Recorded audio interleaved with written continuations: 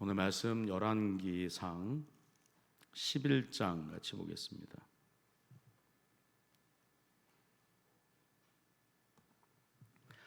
열왕기상 11장 1절부터 우리 13절까지의 말씀만 보겠습니다. 솔로몬 왕이 바로의 딸 외에 이방의 많은 여인을 사랑하였으니 곧 모압과 암몬과 에돔과 시돈과 헷 여인이라.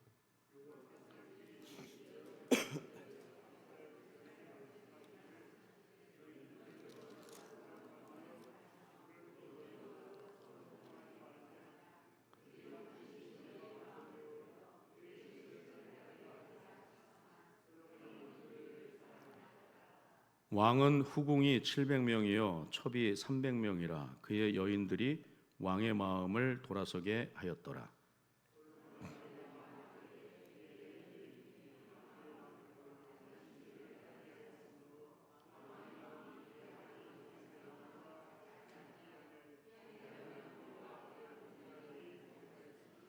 이는 시돈 사람의 여인 아스다롯을 따르고 암몬 사람의 가증한 밀곰을 따름이라.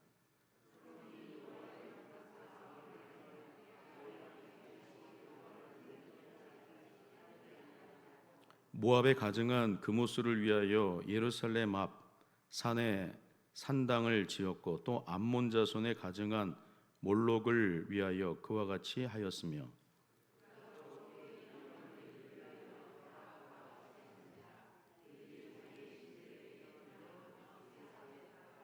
솔로몬이 마음을 돌려 이스라엘의 하나님 여호와를 떠남으로 여호와께서 그에게 진노하시니라. 여호와께서 일찍이 2번이나 그에게 나타나시고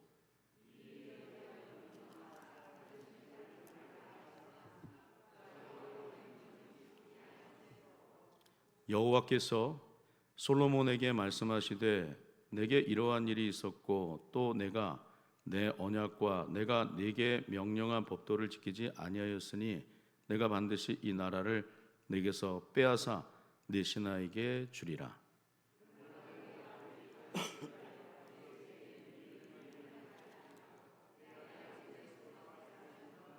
마지막 13절 말씀 같이 합독합니다. 오직 내가 이 나라를 다 빼앗지 아니하고 내 종 다윗과 내가 택한 예루살렘을 위하여 한 지파를 내 아들에게 주리라 하셨더라. 아멘. 우리 전우자와 한번 인사합니다. 사랑합니다.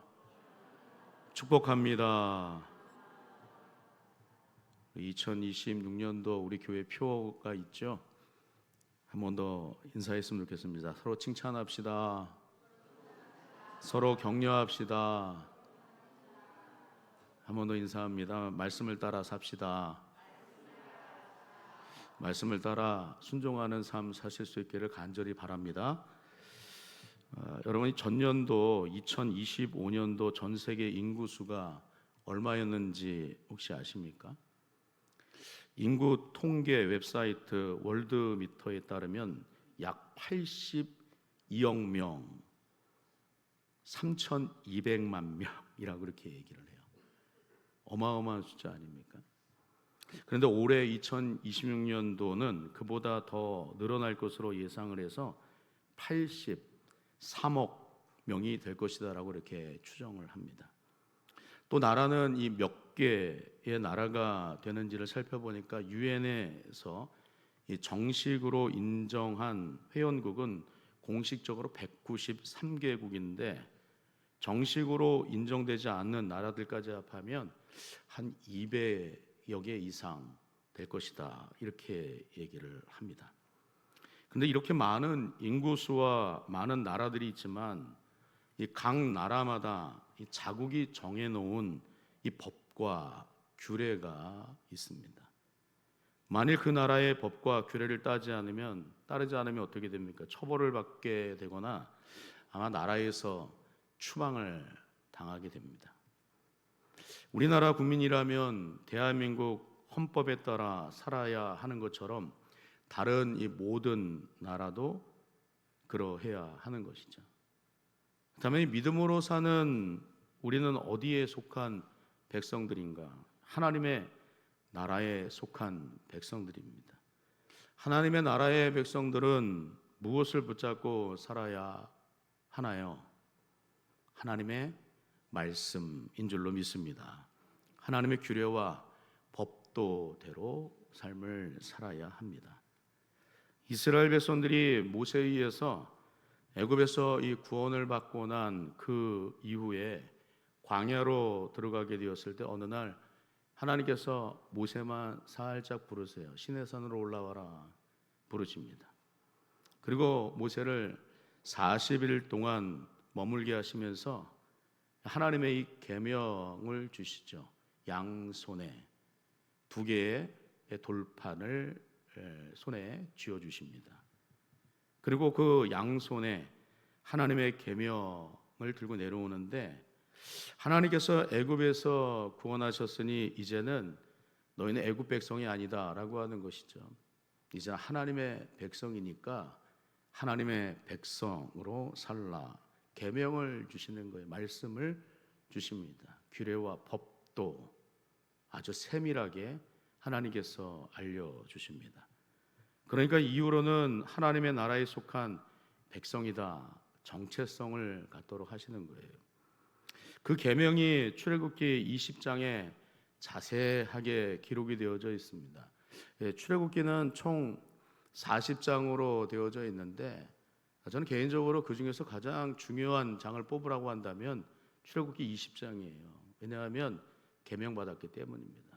하나님의 말씀이 모세의 손에 들려져서 이스라엘 백성들에게 이제 말씀대로 살아라. 너희는 하나님의 백성이다. 나는 너희의 하나님이 될 것이고 너희는 내 백성이 되리라는 말씀을 주시기 때문입니다. 그리고 광야에서 출생한 20세 미만의 이스라엘 백성들이 여호수아와 갈렙을 중심으로 가나안 땅으로 들어가게 되죠. 그때에도 마찬가지로 하나님께서 여호수아를 부르시면서 그에게 무엇을 말씀하시는가 하면 하나님의 말씀을 얘기해 주세요. 여호수아서 1장 2절의 말씀을 보시면 내 종 모세가 죽었으니 이제 너는 이 모든 백성과 더불어 일어나 이 요단을 건너 내가 그들 곧 이스라엘 자손에게 주는 그 땅으로 가라. 그 땅이 어느 땅입니까? 가나안이죠. 가나안으로 들어가라. 이렇게 말씀을 하세요. 먼저 이 모세의 부고를 전하고 이미 하나님께서 주겠다고 약속하셨던 그 가나안 땅으로 빨리 진군하여 백성 이끌고 나아가라. 하나님의 말씀입니다. 그러면서 여호수아서 1장 이 3절과 이 4절의 말씀에서는 또 이러한 말씀들을 하십니다. 한번 같이 한번 읽어볼까요? 1장 3절과 4절 읽겠습니다. 시작.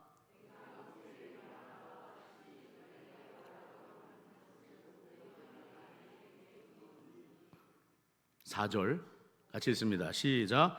곧 광야와 이 레바논에서부터 큰 강 유브라데 강까지 해쪽 속의 온 땅과 해지는 쪽 대해까지 너희의 영토가 되리라. 이렇게 말씀을 하세요. 가나안 땅 안으로 들어가 밟는 땅은 어느 땅이 되었든지 하나님께서 너희에게 주시겠다. 이렇게 말씀을 하십니다. 지도 한번 보실래요? 지도를 보시면 저 처음 중간 지점 보이십니까? 사해바다 바로 부분에 보시면 뭐라고 써 있어요? 여리고라고 써 있잖아요.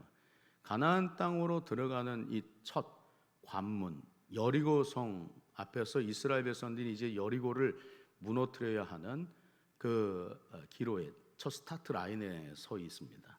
이 여리고를 시작으로 여호수아가 가나안 땅으로 들어가서 남쪽 화살 표시를 보면 이 광야도 있고 이 지역 남쪽에 있는 지역들을 다 석권해 버립니다. 북쪽으로는 어떻습니까?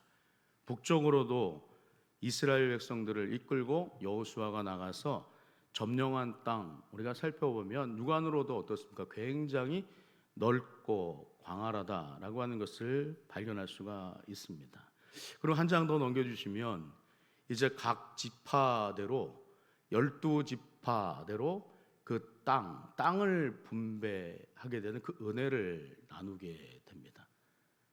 보시면 뭐 가운데 므낫세, 갓 지파, 베냐민 지파, 에브라임 지파, 각각 이 지파 모두가 다 이 여호수아와 같이 가나안 땅에 들어가서 정복한 그 지역을 다 점령하고 또 이제 땅을 분배받는 그 일들, 땅을 분배하게 되었을 때 얼마나 큰 기쁨 가운데 있었을까를 우리가 또 생각을 하게 됩니다. 그런데 어떻게 해서 이처럼 광활한 땅을 여호수아와 그의 백성들이 점령할 수 있게 되었는가 하면, 먼저는 하나님께서 말씀하시는 것을 잘 들었기 때문입니다.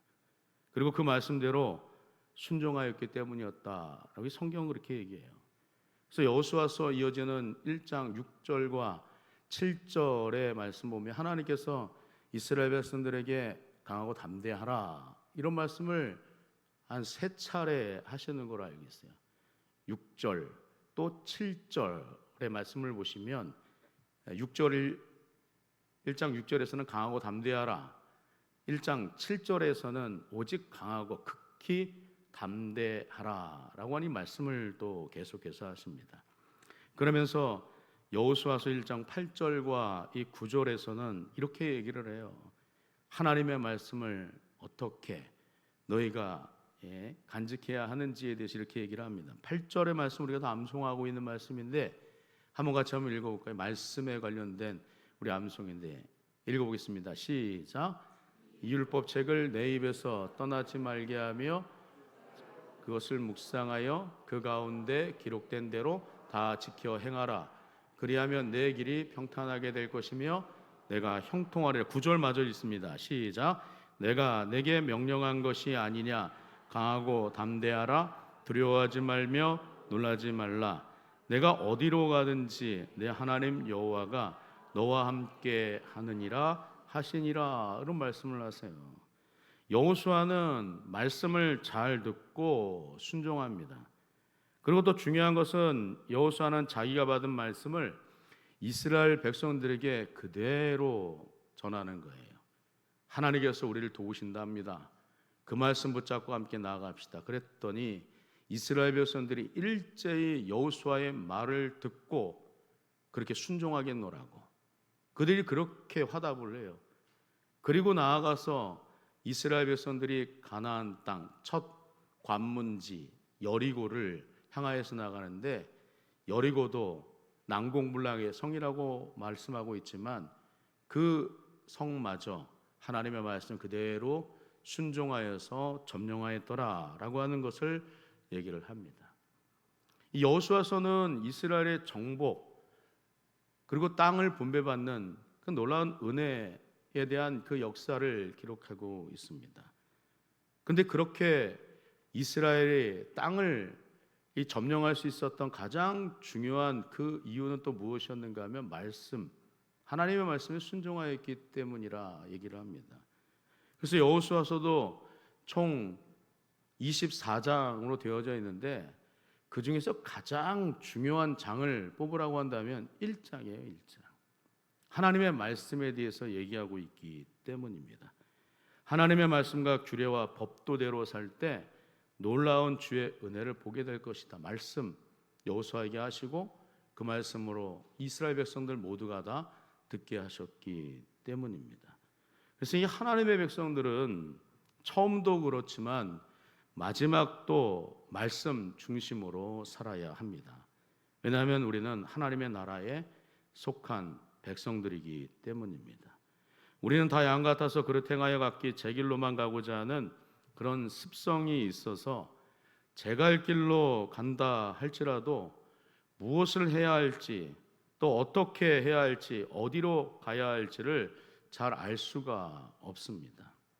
그러니 말씀을 따라 살지 않으면 우리는 큰 낭패를 볼 수밖에 없는 거예요. 그럼 우리는 어떻게 삶을 살아야 합니까? 항상 은혜의 말씀께 우리를 부탁하며 살아야 하는 줄로 믿습니다. 하나님의 말씀을 따라 순종하며 살고 성령의 인도하심을 따라 살아가야 하는 것입니다. 그래서 제가 새벽에도 한번 말씀드린 것 같은데 우리는 두 가지 사실을 놓고 반드시 기도해야 돼요. 하나님 말씀 주실 때 그 말씀대로 온전히 순종하며 삶을 살게 하시옵소서. 그리고 내 안에 예수님을 주라 고백할 때 하나님의 성령이 함께 내주하시는데 그 성령의 감화와 감동을 항상 주시는 거예요. 그때 그 마음을 사그라뜨리지 말고 온전히 순종해 나가면 하나님께서 기가 막힌 은혜의 역사를 보게 하실 줄로 믿습니다. 항상 우리 그렇게 삶을 살아야 하고 또 우리 자신을 놓고 그렇게 기도해야 하는 줄로 믿습니다. 그런 의미 속에서 오늘 본문을 보시면요, 이 솔로몬의 모습에 대해서 얘기하는데 솔로몬의 이 모습 가운데 특별히 처음의 모습이 아니라 나중의 모습에 대해서 얘기합니다. 솔로몬은 처음과는 다르게 굉장히 어리석고 미련하며 지혜롭지 못한 삶을 살았다. 이렇게 오늘 본문의 말씀을 보면 우리가 잘 살펴볼 수가 있죠. 하나님을 경외하는 마음으로 살지 않았는데 하나님의 말씀보다는 자기가 먼저 앞서가고 또 자기 임의대로 삶을 살았다. 그래서 하나님을 전혀 생각하지 않는 그런 모습으로 삶을 살았다라고 하는 것을 얘기를 합니다. 처음도 하나님의 말씀대로 삶을 살았다면 마지막도 우리는 어떻게 삶을 살아야 하는가? 하나님 앞에 우리의 마음을 다 쏟아놓고 하나님 말씀대로 순종하며 살 수 있어야 합니다. 끝까지 변함없으신 하나님, 한결같으시고 반드시 약속하신 대로 이루시고 성취해 가시는 약속의 말씀 붙잡고 살아갈 때 하나님은 놀라운 하나님의 그 약속을 우리의 삶 가운데 반드시 이루시고 성취해 가실 줄로 믿습니다. 여러분, 바울은 제3차 전도 여행을 하면서 특별히 에베소 지역에 이르러서 복음을 전하지 못하게 하는 이 유대인들의 이 방해가 있었음에도 불구하고 그곳에 두란노 서원을 세웁니다. 세워서 이 3년 동안이나 하나님의 말씀을 잘 가르칩니다. 그리고 이 사도행전 20장에서 바울이 잠깐 동안이지만 에베소 교회 성도들을 만나면서 간곡하게 부탁했던 말씀이 있는데 그 말씀을 우리가 살펴보면 참 바울 위대하다 이런 사실을 우리가 생각할 수가 있어요. 사도행전 20장 31절과 또 32절에서 바울 사도는 에베소 교회 사람들을 마지막으로 만나면서 그들에게 무엇을 당부하고 무엇을 부탁하고 있는가 하면 이런 말씀을 하십니다. 사도행전 20장 31절 32절의 말씀도 한번 같이 한번 쭉 읽어보겠습니다. 시작. 그러므로 여러분이 일깨어 내가 3년이나 밤낮 쉬지 않고 눈물로 각 사람을 훈계하던 것을 기억하라. 32절. 지금 내가 그 말씀이 여러분을 능히 든든히 세우사 거룩하게 하심을 입은 모든 자 가운데 기업이 있게 하시리라. 이렇게 말씀을 하세요. 여기서 바울이 참 위대한 것은 자신이 지금 굉장히 어려운 상황 속에 있었음에도 불구하고 이 로마를 향하여 순교하러 가는 그 도중에서 만난 이 에베소 성도들을 향해서 여러분들 지금 내 마음이 몹시 어렵습니다. 나를 좀 위로해 주십시오. 나는 조금 있으면 곧 죽게 될지도 모릅니다. 그러니까 나를 좀 도와주십시오. 이런 말로 부탁을 하는 것이 아니라 오히려 에베소 교회 성도들을 향하여서 여러분들이 하나님의 백성들입니다. 하나님 말씀을 굳게 붙잡으시길 원합니다. 여러분들을 하나님의 은혜의 말씀께 부탁합니다. 이렇게 위로하고 있는 것을 우리가 발견하게 됩니다. 여러분 에베소 성도들이여 오직 주와 및 그 은혜의 말씀께 여러분들을 부탁합니다. 오직 하나님의 말씀만이 여러분들을 능히 세우실 수 있을 것입니다. 당부의 말을 또 전혀 이 머뭇거림 없이 주저함 없이 그들을 향하여서 위로하고 격려하고 있는 바울 사도의 모습을 우리가 발견하게 됩니다. 어째서 바울은 이러한 삶을 살 수 있는 것입니까?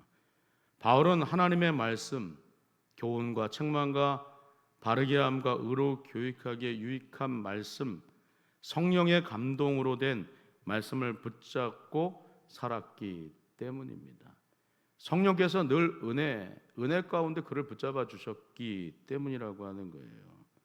얼마든지 다른 마음을 품을 수 있었지만 바울은 성령의 강권적인 역사, 그 은혜 가운데 삶을 살았기 때문입니다. 그것도 어디서 이 평생 지워지지 않는 그 은혜를 경험하였는가 하면 바울은 다메섹 도상이 있었어요. 예수님을 만나고 예수님의 음성을 들었던 곳, 그곳에서 자신의 모든 것들을 다 내려놓게 되는, 하나님의 은혜로만 살겠다라고 다짐했던 그 장소, 평생 자신의 삶 가운데 지워지지 않는 주님을 만났던 그 장소, 다메섹이 있었기 때문입니다. 그러니까 우리도 예수님을 만나는 다메섹이 있어야 합니다. 우리의 일그러지고 완악한 모습이 깨어지고 또 이렇게 다시 하나님 바라보면서 일어설 수 있는 그런 다메섹, 바울에게 있어서의 다메섹, 우리에게도 우리의 다메섹이 있어야 하는 거예요. 그러한 체험의 장소가 항상 새롭게 주어질 수 있어야 합니다. 왜냐하면 우리는 그 장소를 생각해감에 따라서 하나님의 그 은혜를, 날마다 새로운 은혜를 공급받을 수 있어야 하기 때문입니다. 어제의 은혜가 아니라 오늘의 새로운 은혜, 흡족한 은혜를 우리는 하나님으로부터 공급받을 수 있어야 돼요. 오늘의 흡족한 은혜만 있으면 된답니까?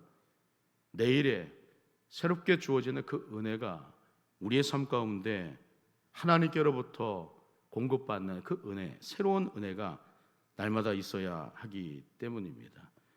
우리가 솔로몬의 이 처음의 모습을 앞에서부터 이렇게 살펴봤지만 처음에 이 솔로몬은 참 괜찮지 않았습니까? 근사했어요. 멋있었습니다. 하나님의 지혜를 구합니다. 솔로몬의 지혜를 구하는 목적 또한 굉장히 순수합니다. 하나님, 저는 이 백성을 가르치기에 너무도 부족합니다. 어린아이와 같습니다. 그러니 제게 지혜를 주십시오. 이렇게 하나님 앞에 나아가 지혜를 간구하고 있는 솔로몬의 이 고백을, 그의 기도를 우리가 살펴볼 수 있지 않습니까? 그런 솔로몬을 하나님께서 얼마나 기뻐하십니까? 이러한 모습은 믿음의 모습이었고 하나님을 경외하는 삶이었다 얘기할 수 있죠. 그런데 점점 솔로몬이 나이가 들어감에 따라 조금 장성해져 가면서 어느 순간부터 이 하나님의 말씀이 그의 마음에 자리를 잡지 못하는 거예요. 하나님의 말씀보다 자신의 생각이 더 앞서는 것입니다. 이성적이고 합리적인 생각을 하지 못하는 거예요. 상식적이지도 못합니다. 결국 불신앙 속에서 살게 되는 거예요. 오늘 본문 이 4절, 5절의 말씀 보면, 열왕기상 11장 4절과 5절의 말씀을 보면 이렇게 얘기를 해요. 이 말씀 한번 같이 한번 읽어보겠습니다. 시작. 솔로몬의 나이가 많았을 때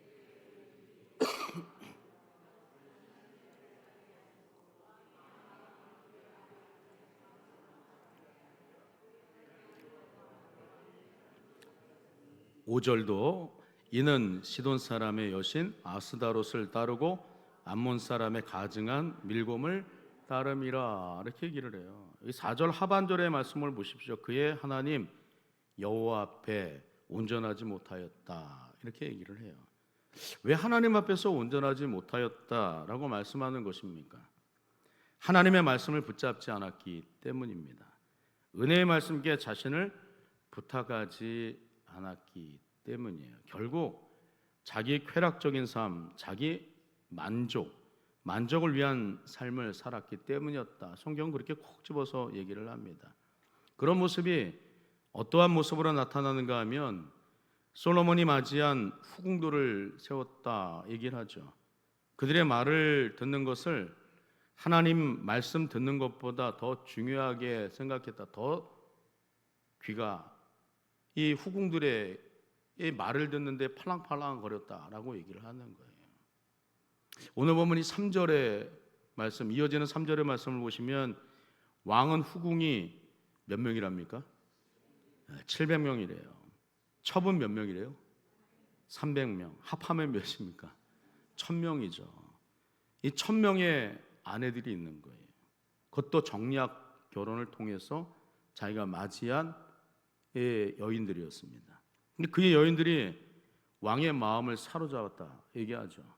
왕의 마음을 하나님께로부터 돌아서게 만들었다 이렇게 얘기합니다. 솔로몬이 나이가 많아져감에 따라 하나님의 말씀 훈계를 듣는 것이 아니라 자신의 편리를 위해서 데리고 온 후궁들로부터 솔로몬의 마음이 돌아서게 되었다 이렇게 얘기를 합니다. 오늘 보면 6절에서는 이러한 솔로몬의 모습이 하나님 앞에서 어떤 모습이었는지를 조금 더 적나라하게 이렇게 말씀을 해요. 6절의 말씀, 솔로몬이 여호와의 눈 앞에서 악을 행하여 그의 아버지 다윗이 여호와를 온전히 따름같이 따르지 아니하였다 이렇게 얘기를 합니다. 여러분, 여기 6절 말씀 가운데서 중요한 말을 하나 찾아보라고 한다면 어떠한 말을 찾으시겠습니까? 선뜻 들어오는 단어가 어떤 단어세요? 한번 말씀해 보세요. 어떻게 하셨어요?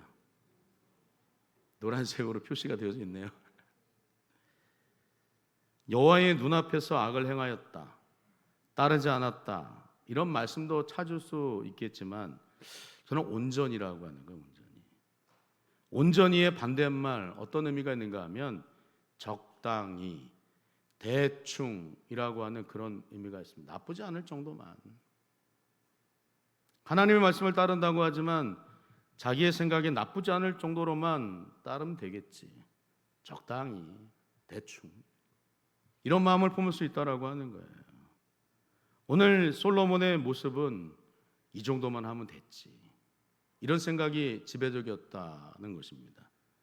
하나님의 말씀을 따른다고 하지만 자기의 생각의 기준에 맞춰서 여기까지만, 이 정도만 하면 괜찮지 라는 그런 생각이 그의 마음을 사로잡았다라고 얘기를 하는 것입니다. 하나님께서는 우리의 언행심사, 마음을 감찰하시는 분이신 줄로 믿습니다. 그런데도 하나님이 보시는데, 하나님이 우리의 마음을 읽으심에도 불구하고 이 정도까지만, 적당히, 대충, 자신의 생각하는 기준과 그 선에서만 행동하면 괜찮겠지, 혹 우리는 그렇게 생각하지 않으십니까? 그의 아버지 다윗이 여호와를 어떻게 따랐는가 하면 온전히 따랐다라고 얘기를 해요. 오직 하나님만을 바라보면서 그 마음을 다 하나님 앞에 드렸다라고 얘기를 하는 거예요. 적당히, 대충, 여기까지만, 그런 마음이 아니었다라고 하는 거예요. 온전히 누구의 기쁨이 될 정도로, 하나님의 기쁨이 될 정도로 그렇게 따랐다라고 얘기를 하는 거예요. 그러니까 솔로몬의 아버지 다윗은요, 하나님이 절대적이었어요. 절대적인 하나님이 자기의 삶 가운데 기준이 되었다라고 얘기를 하는 것입니다. 다윗이 여호와를 온전히 따른 것과 같이 솔로몬은 순종하지 않았다라고 얘기하는 거예요.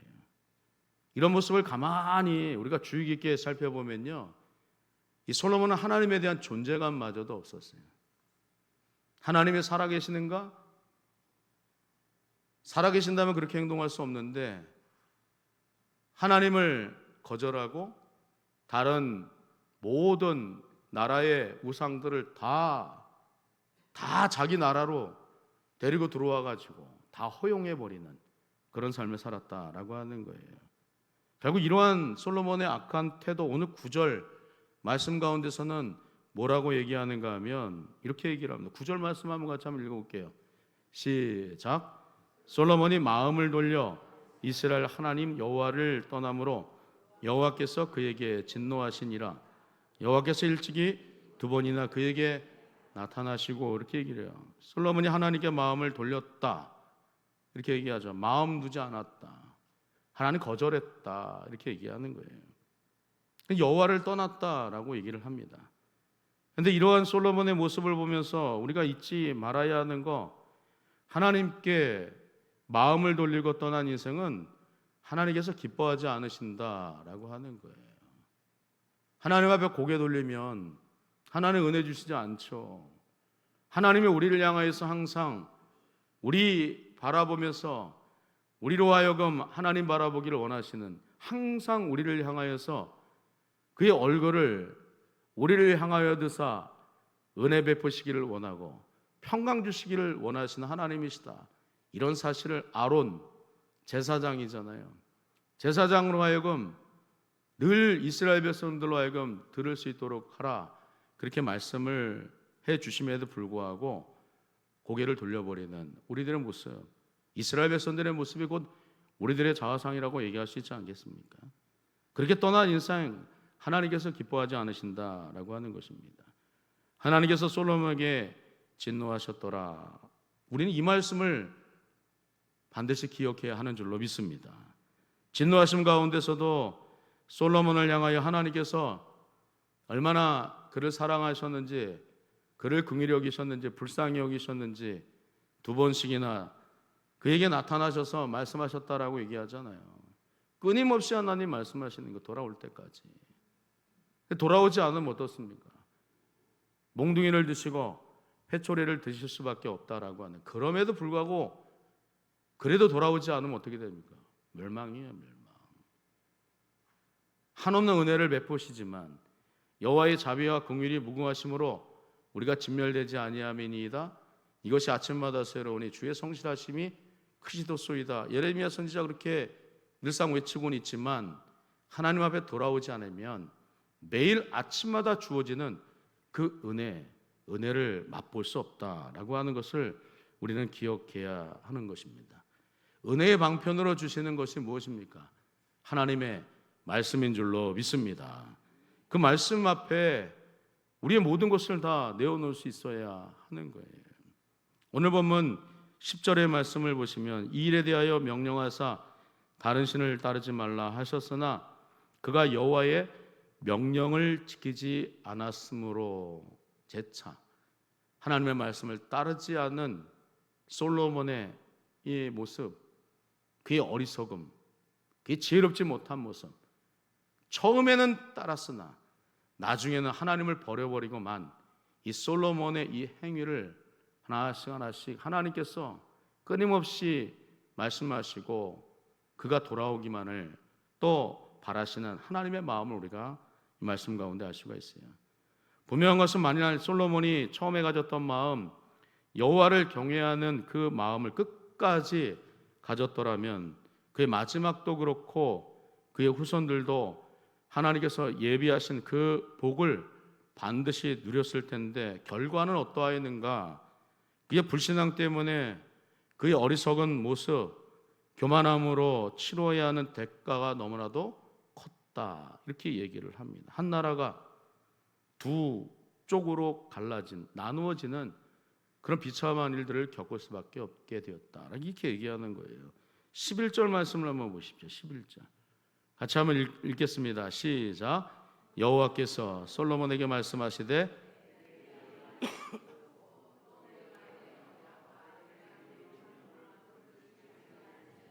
내가 반드시 이 나라를 내게서 빼앗아 내 신하에게 주리라. 여기 내 신하는 누구를 얘기하는 거예요? 여로보암을 얘기하는, 여로보암. 하나님을 경외함으로 하나님의 말씀을 따르며 사는 것은 복을 누리는 삶인 줄로 믿습니다. 그렇지 않으면 어떻게 됩니까? 그에 따른 혹독한 대가를 치르게 되는데, 솔로몬에게는 그의 나라가 두동강에 나는 그런 아주 비참한, 그의 후손들이 비참해지는 이런 모습을 보게 되었다라고 얘기를 합니다. 13절의 말씀도 보시면, 오직 내가 이 나라를 다 빼앗지 아니하고 내 종 다윗과 내가 택한 예루살렘을 위하여 한 지파를 내 아들에게 주리라 하셨더라, 이 말씀하고 있는데, 그럼에도 불구하고 하나님은 어떠한 마음을 품고 계시는가?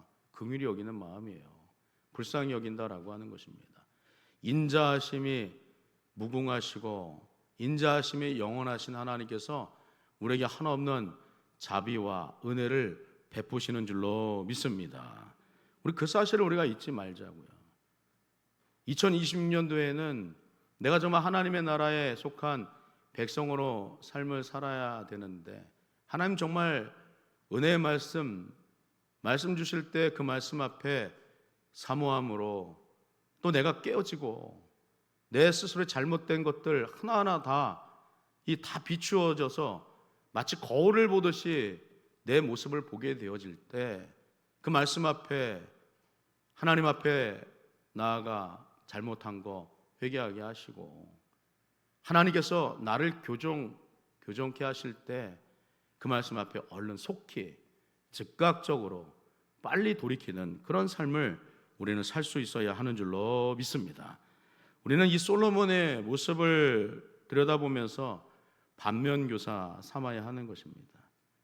우리의 이 시대 속에서도, 지금 내가 살아가는 이 시대 속에서도 하나님은 끊임없이 말씀하시는 하나님이신 줄로 믿습니다. 어제나 오늘이나 동일하신 하나님, 우리에게 말씀하시는 그 하나님, 그 말씀을 우리가 잘 귀 기울이고 하나님 은혜의 말씀께 나를 부탁하나이다, 그 말씀 앞에 온전히 겸손한 모습으로 서게 해달라고 그렇게 기도하시고 그 말씀 붙잡고 간절히 기도하는 거예요. 에베소서 마지막 6장 18절의 말씀 한번 마지막으로 읽겠습니다. 시작. 모든 기도와 간구를 하되 항상 성령 안에서 기도하고 이를 위하여 깨어 구하기를 힘쓰며 여러 성도를 위하여 구하라. 마지막 부분인데, 여러 성도를 위하여 구하라. 여러 성도를 위하여 구하는 삶, 격려하는 삶인 줄로 믿습니다. 축복하는 삶인 줄로 믿습니다. 칭찬하는 삶인 줄로 믿습니다. 그래서 2026년도 먼저는 내가 하나님과 온전한 관계 속에 서 있기를 원하고, 하나님께서 은혜 주실 때 그 은혜를 힘입어서 내 것을 주는 것이 아니라 주님께로부터 받은 그 은혜, 그 축복을, 또 그 사랑을, 그 위로를, 격려를 나누면서 우리 모두가 다 윈윈하는 그와 같은 복된 삶 모두가 다 사실 수 있기를 주님의 이름으로 축원합니다. 기도하겠습니다. 하나님, 은혜와 사랑을 감사합니다. 2026년도 하나님 해가 밝아 이제 첫 수요 예배로 하나님 앞에 나아갑니다. 하나님, 오늘 주신 말씀을 힘입어서 하나님께, 아버지 하나님, 우리의 마음을 쏟아놓게 하시고 주님 우리에게 말씀하실 때 그 말씀대로 우리가 온전히 순종하게 하여 주옵소서. 특별히 주님과 온전한 관계 속에서 은혜를 힘입어 하나님 주님께 영광을 돌리게 하시고 우리 모든 사랑하는 지체들을 축복하고 격려하고 위로하는, 칭찬하는 그런 삶을 살아서 우리 모두가 다 하나님 앞에 윈윈할 수 있는, 모두가 다 하나님 앞에 승리하는 복되고 귀한 삶 주 안에서 살아낼 수 있도록 축복하여 주옵소서. 감사합니다. 예수님 이름으로 간절히 기도하옵나이다. 아멘.